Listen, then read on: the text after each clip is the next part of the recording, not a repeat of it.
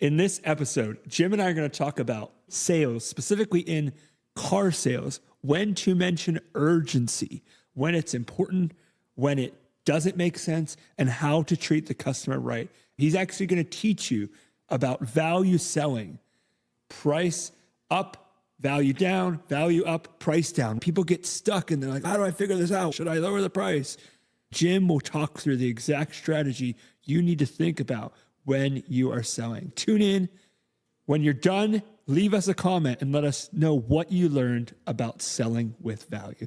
Thanks so much. We hope you enjoy. How you can be the greatest salesperson on the planet. Welcome to the Rethink Sales Show. My name is Derek Kelly. I am joined by Jim Shorkey. Thank you. Jim, when you have a deal on the lot and it is truly a deal, how do you create urgency when selling without putting on pressure? We've been talking a lot about putting pressure on the right things, but how do you create urgency of this is really good without putting pressure? I think it begs the question of what do we have to do to get the client to want the car a whole lot? And the more they want the car, the more they want to get the car. Does that make sense? Yeah, it does. So again, it's called value upselling. So if we take the time when the client comes into the dealership to find out what is most important to them and why it is most important to them, would that be a good idea? Yes. And then to find out what is next most important to them, and then why it is important to them. And it may be there's 10 things that are really important to them. And so we need to get that list formulated, figure out why it's important to them, each one on the list, and then make our presentation around those important things. Now, if we're doing that from post-qualifying, which should take about 10 minutes, it's like a needs analysis type thing. It should take about 10 minutes to do the analysis and then go to work on the presentation. If we're presenting around that list, at some point, we're going to say to the client, you said you wanted these 10 things. Let's go over them one by one. Did we satisfy number one? Yes. How about number two? Yes. How about number three? I'm a little sketchy at number three. Okay, tell me why, and let's go to work on that. Now, have we got number three worked out? Yes. And we go down the whole list, 4, 5, 6. Make sure we have all 10 covered. If we've done that, have we earned the right to ask the client to buy the car? Absolutely. It's in their best interest to buy the car. We've done a good job. We've figured out what they want. They're here to buy a car. We want to sell them a car, and they want to buy a car. Yeah. If we've done our job properly, we're going to create so much value that they're going to want to buy the car to the degree that we really don't have to ask them. They just want to get it, right? And we may have to ask them once or twice. We've satisfied all the needs that you have. Is there anything else that maybe we haven't thought about? No? Okay. Then I think based on that, we should go ahead and... Do you enjoy this shopping around for cars stuff? It depends. Sometimes people are not the nicest. My experience is good with the salespeople. And I want to buy a vehicle. I need to buy a vehicle. Yes. Thank you for not answering. You're a customer now. Yep. And my question is, do you enjoy this shopping around for car experience in general? Yes or no? No. Okay. So why are we continuing the shopping around process when I asked you all the right questions? I've satisfied everything you said you wanted. You said there's nothing else you can think of. Is there anything else you can think of? Nope. Why do we want to continue the process of looking around when you don't even like it? Right. Let's just go ahead and buy the car. And now you have more time to enjoy your new car. That's everything you wanted to do. That's right. I think I've earned the right to ask that question. And if you tell me no, I might ask you a couple more times just to try to overcome the scenario. But at some point, I got to say, okay, it's time for us to move along. Part and ways, you get to leave and go do what you want to do, go spend some time with your wife, whatever that looks like. And then the job from there becomes one of follow-up. And so now I've got to call you up and say, hey, Derek, this is Jim Shorkey. Did I catch you at a bad time, by the way? No, good. Hey, I wanted to give you a call and just see when you want to come get your new car. You said, I'm still thinking about it. Can I ask you, what are you thinking about? I'm not sure about A. Okay, let me get an answer to that for you. If we can resolve A, can we have an agreement today? Yeah, I think you can. Okay, let me go to work on that. Let me see what I can do to resolve A. And I don't even know what A is. You see what I'm saying? Yeah. If I've done the job the right way, do I have the right to ask the client to buy the car? Yeah, that's what they came in for, right? They came into the dealership to buy a car. Do I have the right to ask them to buy the car 3 or 4 or 5 times? Yeah. I think so. I'm not going to be a jerk about it, but I think so, yeah. The next day, after I've called them properly, I played my Rocky music, I read a book on making a good sales call, I'm standing up, I'm enthusiastic, I've got my headset, I'm doing the right phone call, The right process. Yep. the right process. Do I have the right now on the phone to say, let's go ahead and make an agreement? Do I have that right? Yes. And do you think it's going to make the customer mad? No. They like me, they like my car, they like my dealership, I've done everything. It's not going to be a problem. What about the person, Jim, who says, I'm just shopping. I don't know if I'm ready to buy a car today. Okay. What are you shopping for? I'm just looking for a new minivan. Okay. So you're looking for a minivan, Yeah, but I don't know what I'm going to buy. It could be a couple months. We don't need something right now. which is fine. That's the neat thing is you do live in America and you have the right to buy or not buy, and you have a right to do it whenever you want to do it. That's all well and good. But my question for you is, we spent some time together today. Do we have a vehicle here that you would like to buy? Okay. You feel like it's hitting all the goals that you have in mind with the new vehicle. So it's satisfying those needs. Okay. What can I do today to make this deal happen and stop the shopping process? You're never going to need a vehicle quite yet. We know that. The fact is that we do have a vehicle that you like. Yeah. And you just said 5 minutes ago you hate the shopping experience. It's true. So you don't like that. Right. But yet you're going to continue. Do you not want to buy a car today because you think that's what you should say to Jim Shorkey today? Or do you not want to buy a car today because Derek Kelly doesn't want to buy a car today? Which one is it? It's hard. Sometimes it feels easier to say no to the salesperson because you don't want to commit. Is it hard? Just because it's, oh, if I wait a couple months, maybe I'll find a better price. Or maybe I'll find a different trim level, right? Yeah, and there's always the possibility that you would find a better price. And many times people get the price confused with the deal. Have you ever had the experience of buying something and it turns out that it's the wrong product for you? Yeah. How's the price now? The price is irrelevant. Okay, well, you just said that price, no, it's a big deal. Yeah. Shouldn't we be working on getting the vehicle that is absolutely the best for your wants and needs, and then making the price right for you to be able to do what you want to do relative to the price? And if we've done that, rather than wait and maybe something else comes along that would appear to be a better price, but it's the wrong vehicle. Have you? It's a good point. I didn't think about So that I can make sure I was picking out a vehicle that would best serve your wants and needs. Have we done that? Yeah, I think I'm just worried about my trade-in. Maybe I'm worried I might not get enough on my trade-in.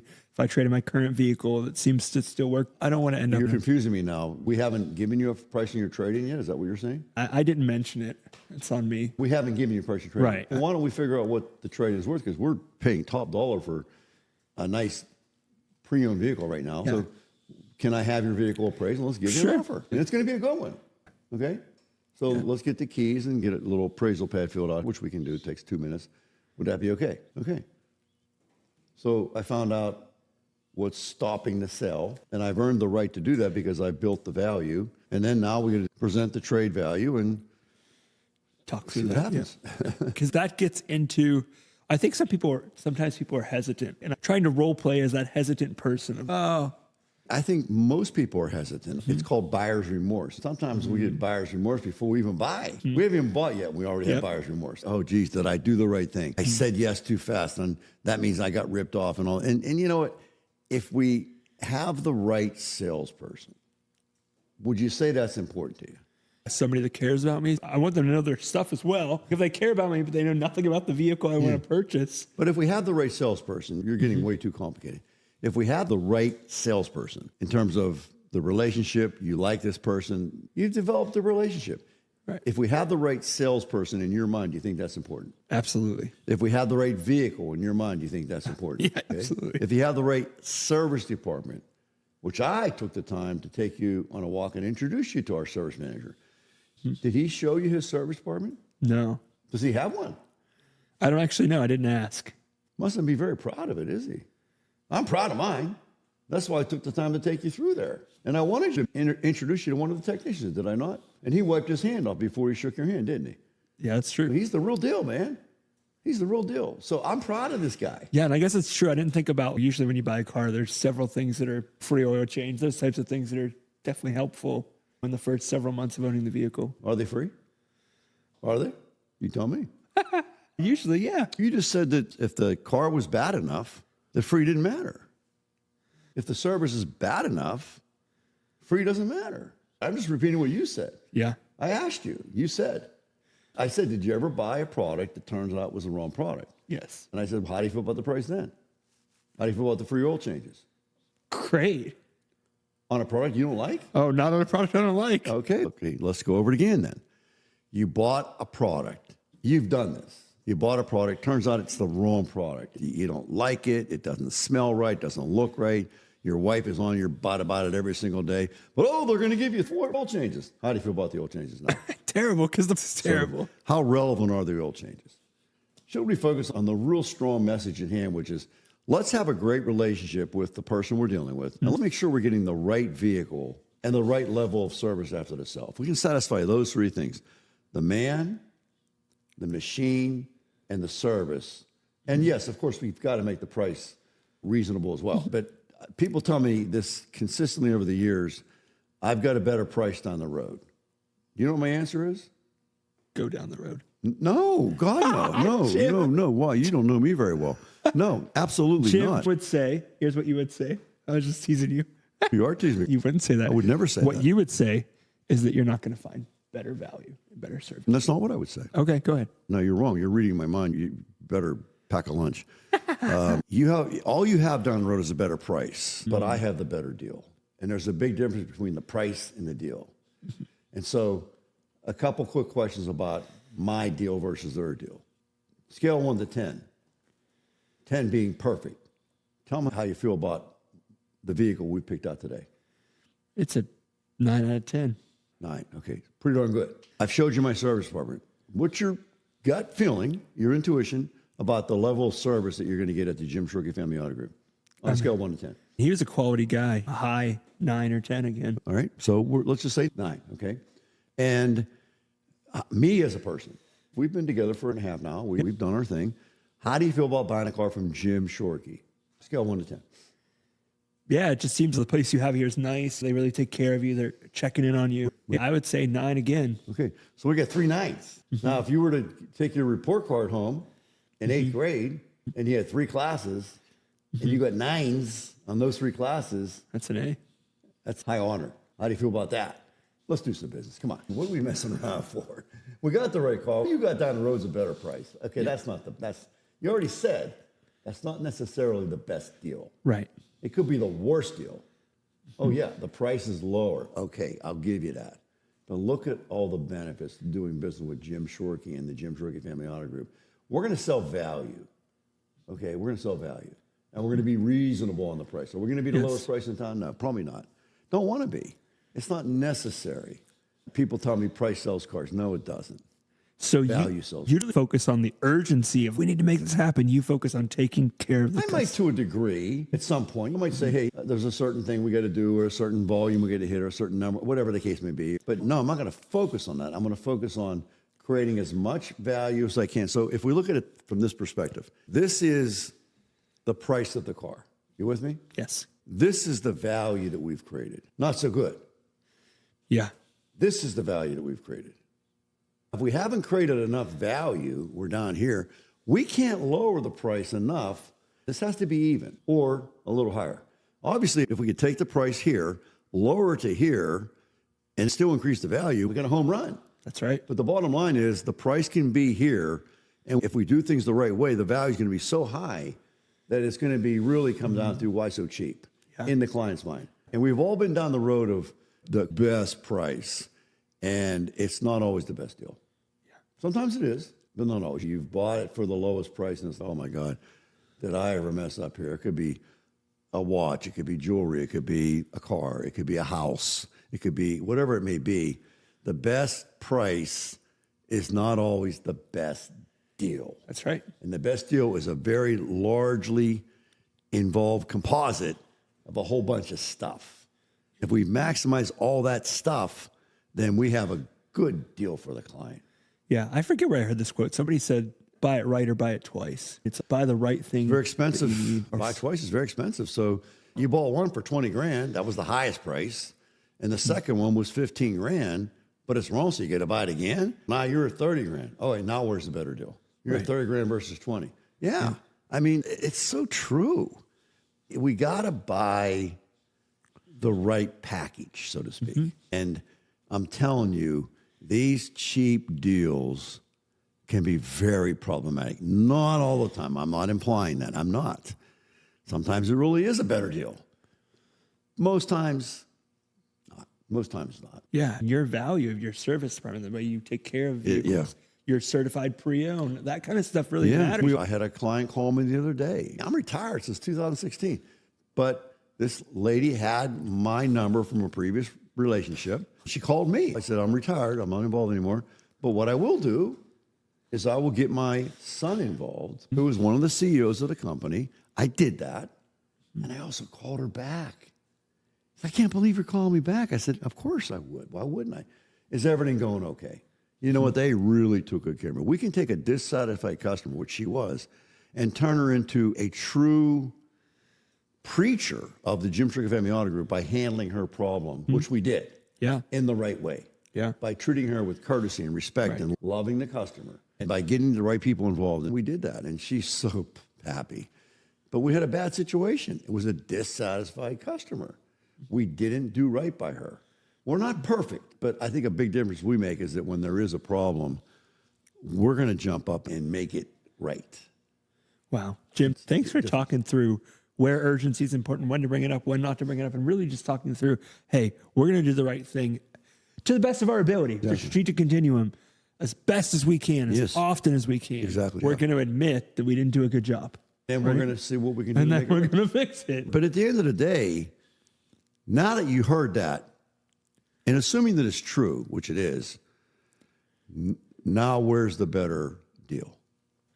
With you guys. It is. Yeah. What's about it? When I was working at the dealership and I met a customer, I always gave him my business card. My business card was very unique. It had my picture and my wife, both of us, side by side on the front of the card. We wanted them to know who we were. So if they saw somebody, they would say, oh, that's Jim Shorkey. It had my personal cell phone number. That's why I still get these calls from time to time. Yeah. I was at a function the other night, a networking event, and I met this lady. And we're talking, and I said, listen, and we're talking about mentoring, right? What we do here today. Yeah. I want to tell you right now, I'm not going to call you. You're going to have to call me. I'll give you my cell phone. She says, I already have it. I said, what? She says, I already have it. She said, you met me, such and such, so-and-so. And I said, okay, what's my cell phone? She gave it to me. I said, you're right. That's my cell phone. Wow. You have my cell phone. Yep. And if you did have a problem, you could call my cell phone or shoot me a text. That card had my email on it as well.